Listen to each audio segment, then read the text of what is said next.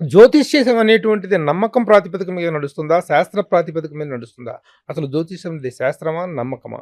అనేటువంటిది దశాబ్దాలుగా ఒక చర్చనీయాంశమైనటువంటి ఒక సంశయాత్మకమైనటువంటి చర్చనీయాంశం. దీనికి రకరకాల మంది రకరకాల భాష్యాలు చెప్పినప్పటికీ కొంతమంది చెప్పినటువంటి భాష్యాలు గానివి జ్యోతిష్యం ఏమిటి అనేటువంటి దాని మీద ఒక హితబద్ధమైనటువంటి ఆన్సర్ అయితే దొరకదు. ప్రస్తుతం నా ఎదురుగా సన్నిధానం లక్ష్మీకాంత్ శర్మ గారున్నారు. చాలా చిన్న వయసులోనే ఆధ్యాత్మిక మార్గం వైపు మళ్ళినటువంటి శర్మ గారు చాలా చాలా ఇంటర్వ్యూస్‌లో చాలా ప్రవచనాలు చెప్తూ ఉంటారు. అలాగే జ్యోతిషమైనటువంటి ప్రిడిక్షన్స్ ఇస్తూ ఉంటారు.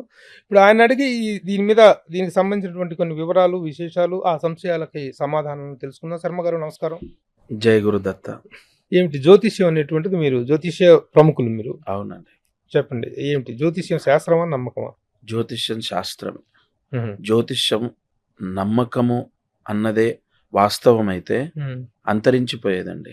మన నమ్మకాలు నిజాలు కాబట్టే అవి నిలబడ్డాయి. హ్మ్.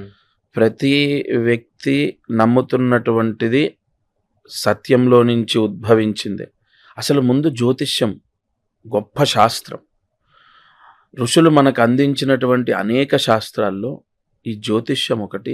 సరే, దీనిపైన అనేక విమర్శలు వచ్చినప్పటికీ నా వరకే కాదు, నమ్మే అందరికీ కూడా ఈ శాస్త్రం ఉన్నది.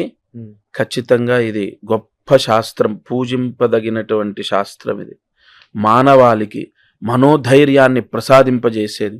చాలామంది జీవితాల్లో భయాన్ని విముక్తి చేసి ధైర్యంతో ముందడుగు వేయడానికి గ్రహాల యొక్క సంచారము వాక్కు రూపేణ, ఇప్పుడు పండితుడు వాక్కు రూపేణ అందించి ఎంతో మందికి మనోధైర్యాన్ని ఇచ్చాడు. దానికి మూలం జ్యోతిష్యం. జ్యోతిష్య శాస్త్ర పితామహులు లేకపోతే దాన్ని ఓకే. కనిపెట్టిన వాళ్ళు దాని యొక్క ప్రాచుర్యాన్ని తీసుకొచ్చినట్టు వాళ్ళు ఉంటే ఎవరు చెప్తారు మీరు? పరాశరుడు ఉన్నారు, వరాహమిహ్రుడు ఉన్నారు. అనేక ఋషులు అందించిన శాస్త్రం ఇది. అందులో మనకు ప్రాక్టికల్గా వచ్చేసరికి ఎన్నో పుస్తకాలు కూడా ఉన్నాయి. సారావళి పుస్తకం ఉంది, జ్యోతిష్య మార్తాండం ఉంది, అనేక పుస్తకాలు ఉన్నాయి. మహానుభావులు సివి రమణ గారు రాశారు. ఇలా నక్షత్ర జ్యోతిష్యం ఉంది, ప్రశ్న జ్యోతిష్యం ఉంది. అలాగే ఈ గ్రహాల యొక్క క్యాలిక్యులేషన్ని బట్టి కొన్ని శాస్త్రాలను మనము ప్రావీణ్యంగా, అంటే అనేక మందికి చెప్పే విధానం. ఇప్పుడు ఒక వ్యక్తి నాడీ జాతకాన్ని బట్టి ఈయన యొక్క ఆరోగ్యాన్ని, ఈయన కెరియర్ని గైడ్ చేస్తారు. ఇంకొక వ్యక్తి వెస్టర్న్ పద్ధతిలో, ఇంకొక వ్యక్తి నక్షత్ర జ్యోతిష్యము కేపీ పద్ధతిలో ఉంటుంది.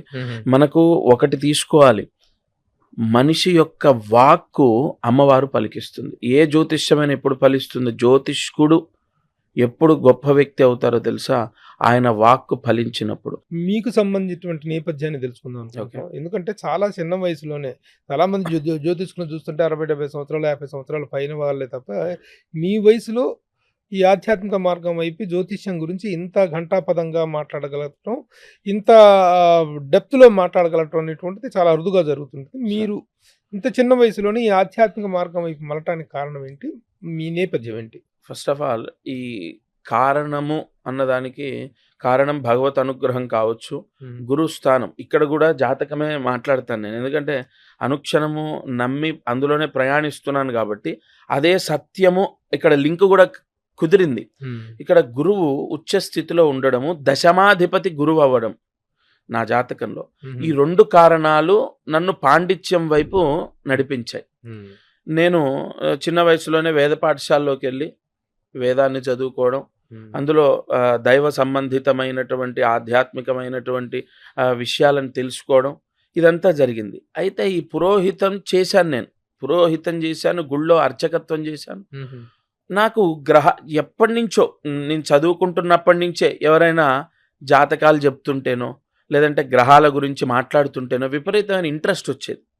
ఇక్కడ ఇంట్రెస్ట్ రావడం గల కారణం ఏంటి అంటే పరిస్థితులు అని మనం అనుకుంటాం. అసలు ఆ పరిస్థితులను ఏర్పరిచేదే మన జననం అండి. ఫలానా లగ్నంలో పుడితే ఒక అద్భుతమైన స్టార్ అవుతారు, లేదా ఫలానా లగ్నంలో పుడితే ఒక అద్భుతమైన సైంటిస్ట్ అవుతారు, ఫలానా లగ్నంలో పుడితే ఫలానా పాండిత్యం మీదనో జ్యోతిష్యం మీదనో ఇంట్రెస్ట్ వస్తుంది. ఇక్కడ జ్యోతిష్యానికి ప్రధాన కారకుడు బుధుడు, ద్వితీయ కారకుడు గురువు, తృతీయ కారకుడు శని. ఈ 3 గ్రహాల యొక్క కాంబినేషన్ నా జాతకంలో ఉంది. అందువల్ల నాకు ఆ ఇంట్రెస్ట్ ఏర్పడడం. జ్యోతిష్యం మీద ఏదో తెలుసుకోవాలని అదని ఇదని చదువుకోవడము. అలా ఫస్ట్ ఆఫ్ ఆల్ నా జర్నీ జ్యోతిష్యం వైపు నడిచేటటువంటి జర్నీ కాదు. నేను పురోహితము, నేను వేదాన్ని అభ్యసించడం, పాండిత్యం, పౌరోహిత్యం వీటిలో ఉండి బాగా అనుష్ఠానం నాకు ఎక్కువగా గురువులను చూసి నేను నేర్చుకుంది ఏంటంటే, నేనేదో అంటే గొప్ప అని చెప్పట్లేదు.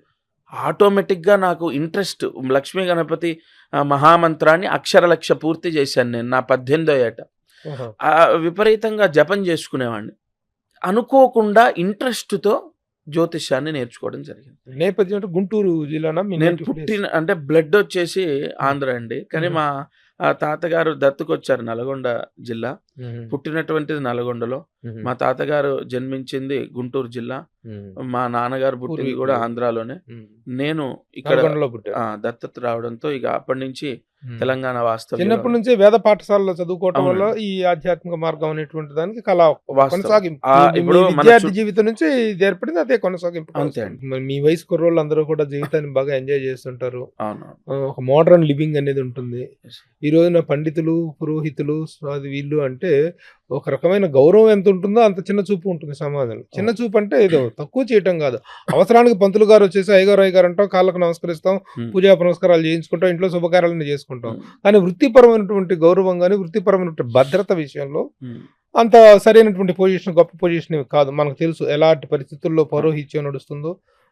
చాలా మంది బ్రాహ్మణోత్తములు ఎంతమంది చాలా ఇబ్బందులు పడుతున్నారో కూడా మనకు తెలుసు. అలాంటి ఒక వృత్తిని, అలాంటి ఒక దీంట్లో ఉండటం, ఈ జ్యోతిష్కంలో ఉండటం అనేటువంటి మీకు ఏదన్నా ఇన్ఫీరియారిటీ ఫీలింగ్ కలిగిస్తుందా? అది చెప్తాను. ఫస్ట్ ఎంజాయ్మెంట్ అనేది నేను చేశానండి.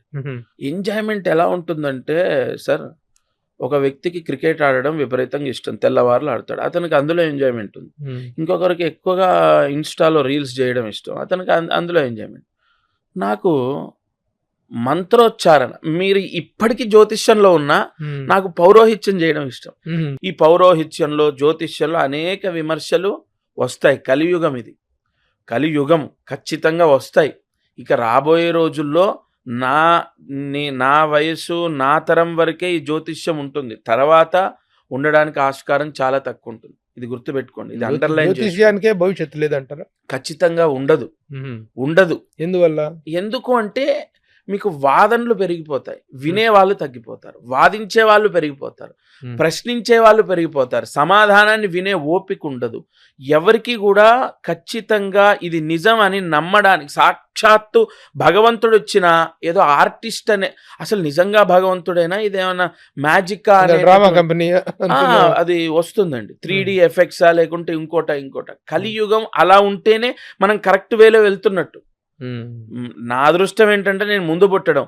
అదే నేను ఒకవేళ ఇన్ కేస్ 2025లో వచ్చే సంవత్సరం పుట్టుంటే నేను జ్యోతిష్యంలో ఖచ్చితంగా రాణించలేను.